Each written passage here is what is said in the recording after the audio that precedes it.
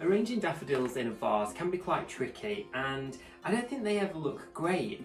They're a bit like tulips and other kinds of bulbs. When you display them in a wide vase, such as this one, they just all kind of lean to the edges.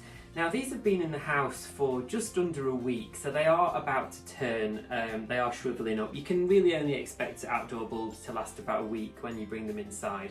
The perfect time to harvest them if you're picking them from the garden is when the buds are nice and plump and juicy and just beginning to show some colour. And you'll find that if you cut them at this time of year and bring them into the house, they will open within a matter of hours and give you a little bit of spring inside for around a week. But the difficulty is, like I say, presenting them in a nice way. Daffodils do need conditioning. Now if you're into flower arranging, you'll know what I mean, but daffodils basically, when you cut them, will secrete a kind of a sap which is quite thick and white, and that, if it gets into the water, can then clog the stems of other flowers.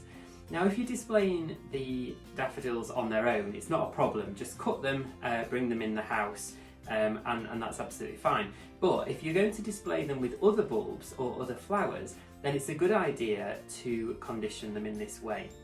So what you need to do is once you've cut the daffodil from the garden, you then, or in fact brought them from the shop, you need to take off about an inch of the daffodil stem and stand them in a pot of water. Leave them somewhere cool. In the garage or a shed is the perfect place. Leave them for 24 hours and within that 24-hour period, tip the water back out and change it. Don't recut the stems, and what this does is allows the plant to take up some new water, for any of that sap just to disappear, infuse into the water, throw it away, and then when you come to make your arrangement, clean out your vase and put fresh water in there, but do not recut the stems because you'll have to start the program again. So pop those into the vase, and then you want to use something that's going to hold them into position, and twigs from the garden do a great job at this. I'm using some pear, but basically you can use some new foliage, some new growth from any kind of twiggy tree or shrub that you've got in the garden.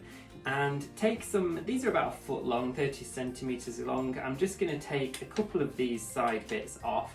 The great thing with pear is that actually this is just bursting into life, so you might find that when you bring this in the house, those buds explode and give you some beautiful flowers as well. I cut these just a few minutes ago, but I'd like you to make a cut on an angle just to expose more of that stem in order for more water to be able to be taken up. If you're using dead twigs, it really doesn't matter about that, but these ones, I'm hoping that these pear flowers will come to life.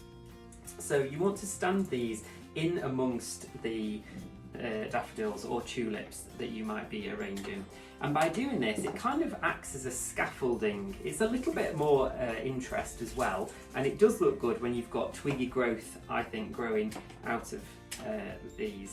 It not only scaffolds the flowers, but it also just adds a little bit more of that kind of springy feel.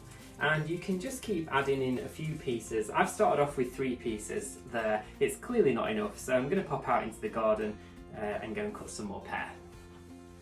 So again, cut those on an angle and just keep building these up. What you might find is if you are using daffodils, unlike me, that have just come into bud, it'll be a lot easier. But layering these twigs into the vase is just going to give that scaffolding that the daffodils will need. So another way of arranging the daffodils is to almost make a hand-tied bouquet. So start with a nice chunky piece of pear tree or wood. Make sure you get these end bits all at the same kind of level, because we're not going to recut them. In a hand-tied bouquet you could normally assemble this and recut all the bases. You are not going to do that with the daffodils for the reason that I explained earlier. So you just want to kind of build these up and put into your hand a daffodil, and then a little bit of twig, and then another piece of twig, and keep twisting it round, holding tight, making sure all of the time that that is around level, because when you drop it into the vase they are all going to drop down. I think this is a nicer way to arrange them. It looks more natural. I think that one's had it. It looks more natural, but it also just gives you that opportunity to get close to the plants, to the flowers, should I say. You can do some final adjustments. Use your, I'm right-handed, so I'm just using my left hand to grab the main stem and then aligning the bases like that. You can tweak them so that you get a little daffodil face pointing in each direction. And then I'm going to go in with another piece of twig there. What I like to do is have the erect pieces of twig in the middle, and then as I'm working out, you want to choose pieces of twig that you might be able to kind of have sticking out like that. So you can tuck the flowers in there, just grab it, keep on twisting. That is the most important thing.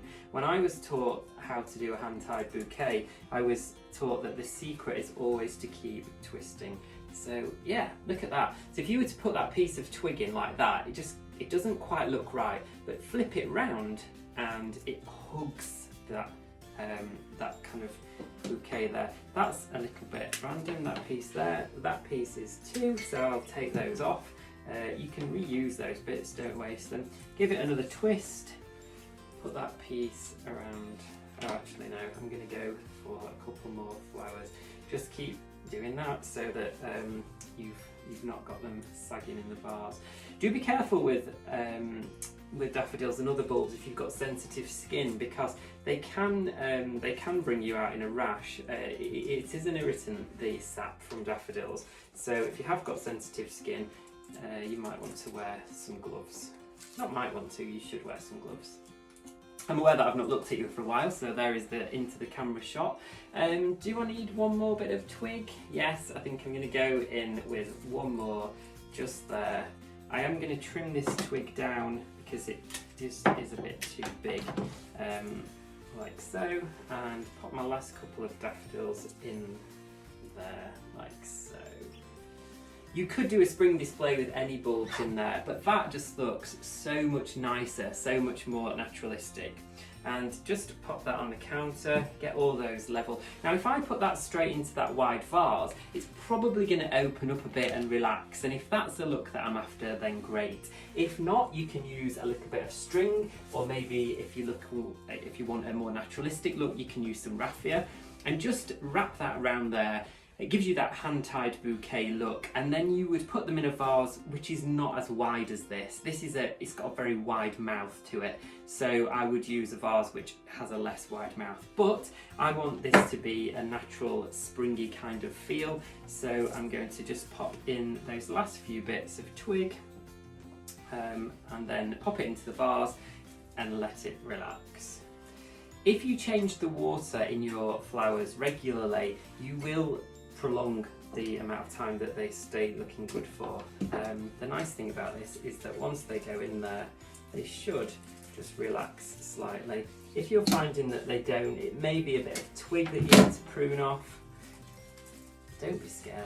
Look at that relaxed look. And now those twigs are just holding those bulbs up into position. It looks a lot more full. You can do a little bit more final faffing just to get it looking good and equally spaced, but I'm really happy with that. Put that into your house, and on a grey, miserable, wet day like today, it will just cheer everything up. Until next time, bye bye.